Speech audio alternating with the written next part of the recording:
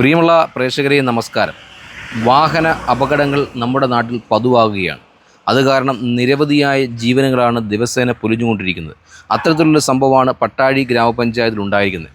കഴിഞ്ഞ ദിവസം നിതിൻ എന്ന ഒരു 20 വയസ്സുകാരൻ പയ്യൻ പട്ടാഴിയിലേക്ക് കടന്നു വരുമ്പോൾ തൊട്ടു മുന്നിലുണ്ടായിരുന്ന കാറിൽ തട്ടുകയും അവൻ റോഡിലേക്ക് മറിഞ്ഞു വീഴുകയുണ്ടായി. ആ മറിഞ്ഞു വീഴുന്നപ്പോൾ തന്നെ എതിർവശത്ത് നിന്ന പിക്കപ്പ് അവൻ്റെ ദേഹത്തൂടെ കയറി ഇറങ്ങിയ ഒരു സാഹചര്യമുണ്ട്. അതിൽ കാരണം അവനിപ്പോൾ ദാരുണമായ അന്ത്യം സംഭവിച്ചിരിക്കുകയാണ്.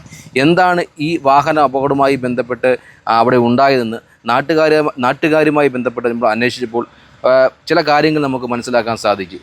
വാഹനത്തിൻ്റെ കാറിൻ്റെ തൊട്ടു പുറകിലൂടെ ഈ എൻ്റെ തൊട്ടു പുറകിൽ കാണുന്ന ഈ വാഹനം സഞ്ചരിക്കുകയും ജസ്റ്റ് ഫ്രണ്ടിലോട്ട് എടുത്തപ്പോൾ ഈ കാറ് വലത്തേക്ക് എടുത്ത സമയത്താണ് ഈ ബൈക്ക് അതിലേക്ക് ഇടിച്ചു കയറുകയും ആ ഇടിച്ച് തെറിച്ച് വീഴുന്ന ഒരു സാഹചര്യം ഉണ്ടാകുകയും എതിരെ വന്ന പിക്കപ്പ് വാൻ അവൻ്റെ ദേഹത്തോട് കയറിയുന്ന ഒരു സാഹചര്യം ഉണ്ട്. എന്തായാലും ഈ വാഹനം സഞ്ചരിച്ചിട്ടുണ്ടായ ചെറുപ്പക്കാരൻ ഹെൽമെറ്റ് ധരിച്ചില്ല എന്നതാണ് ഇതിൻ്റെ ഏറ്റവും വലിയ മരണകാരണമെന്ന് പ്രാഥമികമായി നമുക്ക് വിലയിരുത്താൻ സാധിക്കും. കാരണം ഈ ഇടിയുടെ ആഘാതത്തിൽ റോഡിലേക്ക് മറിഞ്ഞു വീഴുമ്പോൾ പോസ്റ്റിലോ റോഡിലോ തട്ടി ഈ പയ്യൻ്റെ നിന്ന ചെറുപ്പക്കാരൻ്റെ തലയോട്ടിക്ക് സാരമായി പരിക്കേൽക്കുകയും ഇവിടെ നിന്ന് മൗണ്ട് സിയോൺ മെഡിക്കൽ കോളേജിലേക്ക് കൊണ്ടുപോവുകയും അവിടെ നിന്ന് ബിലീവേഴ്സിലേക്ക് പോവുകയും 2-3 ദിവസം വെന്റിലേറ്ററിൽ കഴിയുകയും ചെയ്യുന്ന സാഹചര്യമുണ്ടായി. പിന്നെ മരണത്തിന് കീഴടങ്ങുന്ന ഒരു സാഹചര്യത്തിലേക്ക് അന്നിതിൽ പോവുകയുണ്ടായി. അതിൽ ഏറ്റവും വിഷമിപ്പിക്കുന്ന കാര്യം ഏകദേശം 1 വർഷവും 4 മാസം മാത്രം ആണ് ഈ നിതിൻ്റെ പിതാവായ സുരേഷ് കുമാർ മരണപ്പെടുന്ന ഒരു സാഹചര്യമുണ്ടായി. അതിന് 1 വർഷം കഴിയുമ്പോഴാണ് മകൻ്റെ ഈ മരണം വീട്ടിലേക്ക് കടന്നു വരുന്നത്. വളരെയധികം ദുഃഖത്തോടെയാണ് അവൻ്റെ അമ്മയും പെങ്ങളുമൊക്കെ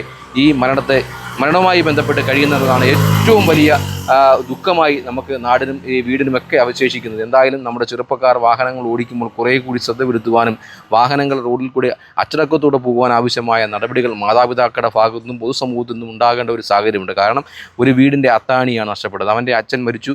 ഏകദേശം 1 വർഷവും 4 മാസവും സ്വന്തം മകനെയും കൂടി നഷ്ടപ്പെടുന്ന ഒരു അമ്മയുടെ ദുഃഖം നമുക്ക് ആർക്കും മനസ്സിലാകാൻ സാധിക്കും. അവർ വളരെയധികം സങ്കടത്തിലാണ്. അവരുടെ വീടിൻ്റെ മുന്നോട്ടുള്ള യാത്രയിൽ അവർ വളരെ ദുർഘടമായി പോകുന്നുള്ള യാതൊരു തർക്കവുമില്ല. അപ്പോൾ അത്തരത്തിലുള്ള സംഭവങ്ങൾ നമ്മുടെ നാട്ടിൽ ഇനിയും ഉണ്ടാവാതിരിക്കുവാൻ നമ്മുടെ ആളുകൾ തീർച്ചയായും കുട്ടികളെ പറഞ്ഞു മനസ്സിലാക്കുവാനും നമ്മുടെ മോട്ടോർ വെഹിക്കിൾ ഇൻസ്പെക്ടർമാർ ഇതുമായി ബന്ധപ്പെട്ട നിരവധിയായ ക്ലാസ്സുകൾ നമ്മുടെ സമൂഹത്തിനും നൽകുന്നുണ്ട്. അതൊക്കെ കൃത്യമായി പാലിക്കുവാനും റോഡിലെ ട്രാഫിക് അച്ചടക്കം കൃത്യമായി പരിപാലിച്ചു കൊണ്ടുപോകാനുള്ള ഒരു സാഹചര്യം ഉണ്ടാകണം. നമ്മുടെ നാട്ടിൻപുറമാകുമ്പോൾ ചിലപ്പോൾ ഹെൽമെറ്റ് ഒന്നും ഉപയോഗിക്കേണ്ട, ചെക്കിംഗ് ഇല്ല, പോലീസില്ല എന്നൊക്കെ ഉള്ള ധാരണ നമ്മുടെ കുട്ടികൾക്കുണ്ടാകുന്നുണ്ട്. അതൊക്കെ നമ്മുടെ മുതിർന്ന ആളുകൾ തീർച്ചയായും അവരോട് പറഞ്ഞ് നമ്മുടെ റോഡിൽ കൂടെ പോകുമ്പോൾ നമ്മുടെ സുരക്ഷയ്ക്ക് ഏറ്റവും അത്യാവശ്യമായ ബൈക്കിന് ഏറ്റവും അത്യാവശ്യമായ ഘടകമാണ് ഹെൽമെറ്റ്. ആ ഹെൽമെറ്റ് ധരിച്ചുകൊണ്ട് മാത്രമേ പോകാൻ പാടുള്ളൂ എന്ന് നമ്മുടെ കുട്ടികളെ പറഞ്ഞു മനസ്സിലാക്കുവാൻ നമ്മുടെ സമൂഹം തയ്യാറാവണം, നമ്മുടെ മാതാപിതാക്കൾ തയ്യാറാവണമെന്ന് ഒരപേക്ഷ കൂടിയാണ് വാർത്ത24 ഈ വാർത്തയുമായി ബന്ധപ്പെട്ട് വെക്കുന്നത്. ഇത്തരത്തിലുള്ള